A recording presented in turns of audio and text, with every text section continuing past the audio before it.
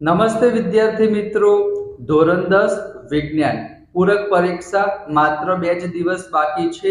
તમારે શું કરવાનું છે? 4-5 ચેપ્ટર કરવાના છે જેનું વેઇટેજ સૌથી વધારે છે. આપણે ઓલરેડી 2-3 વિડિયો અપલોડ કરી દીધા છે. આજે આપણે મોસ્ટ ઇમ્પોર્ટન્ટ પ્રશ્નો જોવાના છે ચેપ્ટર નંબર 1 ના.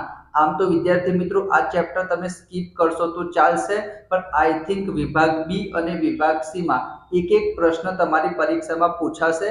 5 માર્ક્સનું ચેપ્ટર છે, તો એક વખત વિદ્યાર્થી મિત્રો આજે હું તમને જે ઇમ્પોર્ટન્ટ ક્વેશ્ચન કહું એ તમે કરી દેજો. જો તમારી પરીક્ષામાં પૂછાય તો તમને બેનિફિટ થઈ જશે. એના સિવાય બીજું ચેપ્ટર છે, 5મું ચેપ્ટર છે વિદ્યુત ચેપ્ટર છે, આપણું પર્યાવરણ છે, જે 10-10 માર્ક્સના ચેપ્ટર છે.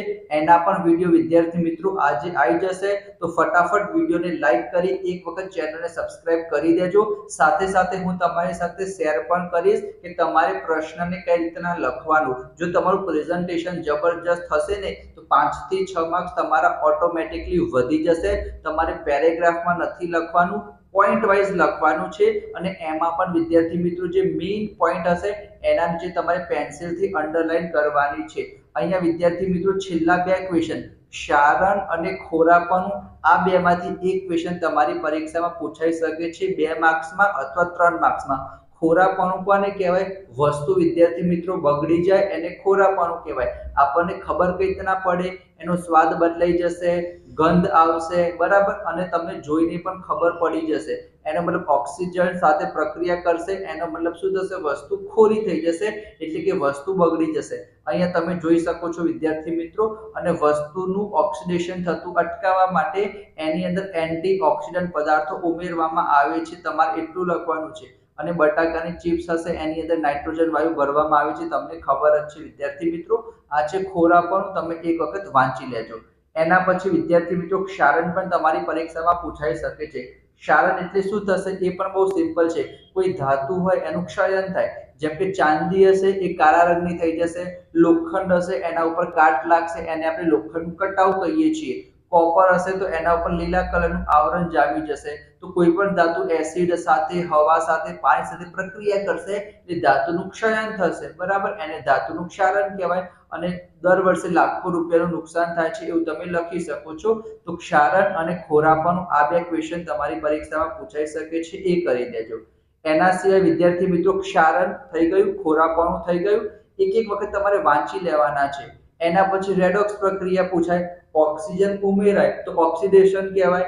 રિડક્શન કોને કહેવાય? હાઇડ્રોજન ઉમેરાય. અને એક જ રાસાયણિક પ્રક્રિયામાં ઓક્સિડેશન પણ થાય, રિડક્શન પણ થાય, એને રેડોક્સ કહેવાય. અહીંયા તમે 3 એક્ઝામ્પલ જોઈ શકો છો વિદ્યાર્થી મિત્રો. તમે કોઈ એક અથવા 2 યાદ રાખશો તો પણ ચાલશે. તો રેડોક્સ કરી દીધું. એના પછી તમે ક્ષારણ અને ખોરાપણું કરી દીધું. આ 3 ક્વેશ્ચન ઇમ્પોર્ટન્ટ છે, એ કરી દેજો. એના સિવાય હું તમને કહી દઉં 4 પ્રક્રિયા છે. વિઘટન છે, વિસ્થાપન છે, દ્વિવિસ્થાપન છે અને સંયોગીકરણ છે. એક એક વખત વાંચી લેજો. ઉષ્માક્ષેપક પ્રક્રિયા, ઉષ્મા શોષક પ્રક્રિયા, બરાબર, આ બધી પ્રક્રિયા છે, એક વખત વાંચી લેજો. જે મેં 3 ક્વેશ્ચન કીધા એ મોસ્ટ ઇમ્પોર્ટન્ટ છે. રેડોક્સ પ્રક્રિયા, ક્ષારણ અને ખોરાપણ, આનામાંથી 100% પૂછાશે. એના સિવાય મેં તમને 4 પ્રક્રિયાઓ કીધી, ઉષ્માશેષક, ઉષ્માક્ષેપક અને ઉષ્માશોષક. એ તમે કરવું હોય તો તમે કરી શકો છો. આ પહેલા ચેપ્ટરના મોસ્ટ ઇમ્પોર્ટન્ટ પ્રશ્ન છે. વિભાગ એ હેતુલક્ષીમાં કંઈ નહીં પૂછાય તો તમારે ડિટેલમાં વાંચવાની જરૂર નથી, બરાબર. વિભાગ બી માં 1 પૂછાશે, વિભાગ સી માં 1 પૂછાશે. મેં તમને મોસ્ટ ઇમ્પોર્ટન્ટ ક્વેશ્ચન શેર કરી દીધા. આ પીડીએફ પણ હું તમારી સાથે શેર કરીશ. ડિસ્ક્રિપ્શનમાં વોટ્સઅપ ગ્રુપનું લિંક હશે, એમાં તમે જોડાઈ જજો. તો તમને આના સિવાય બીજા બધા ચેપ્ટરની પણ ફ્રીમાં પીડીએફ મળી રહેશે, જેથી તમને ખબર પડે કે તમારે એક્ઝામમાં કઈ રીતના લખવાનું છે. બીજા બધા વિડીયો પણ તમે સરસ રીતના જોઈ લેજો. ગણિતના પણ આપણે વિડીયો બનાવેલા છે. છતાં પણ કંઈ ના ખબર પડતી હોય તો તમે કોમેન્ટ બોક્સમાં જણાવો, ત્યાં હું તમને આન્સર આપી દઈશ. અને તમને બધાને best of luck, all the best. તમારું પેપર ખૂબ જ સરસ જશે. ના આવડતું હોય તો પણ વિદ્યાર્થી મિત્રો લખીને આવજો, કંઈ છોડતા નહીં. જો તમે અટેમ્પ પણ કરીને આવશો ને વિદ્યાર્થી મિત્રો, તો પણ તમને અડધો એક માર્ક્સ એ લોકો આપશે.